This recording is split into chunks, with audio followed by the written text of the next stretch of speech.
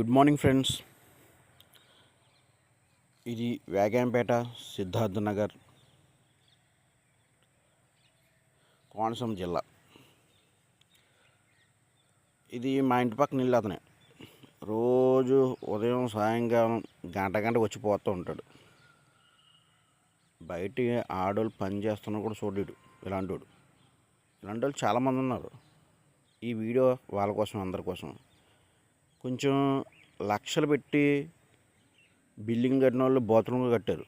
ఆ బాత్రూమ్లు పోసుకోవచ్చు, తప్పులేదు. బాత్రూమ్లు ఉన్నాయి ఎందుకు. అంతేగాని బయటకు వచ్చి ఇలాంటి వికృత చేష్టలు చేయడానికి కాదు.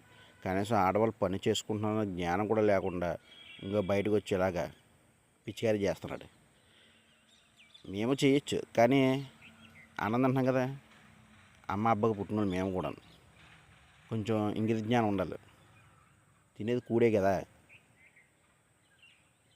ఇలాంటి వాళ్ళందరూ ఇలా ఉంటారు. ఇంకా ఇది నైట్ అంటే పోనీ సిగరెట్లు అనుకోవచ్చు, పగల కూడా ఘోరం.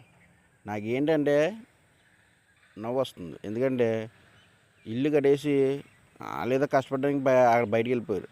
వాళ్ళ ఇంటి ముందు డైలీ ఇదే పిచ్చికారి.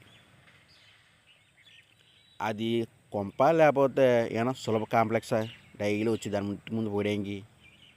కొంప కట్టిన గొప్పలే అయినా రోజు అది సులభ కాంప్లెక్స్ అయిపోయింది.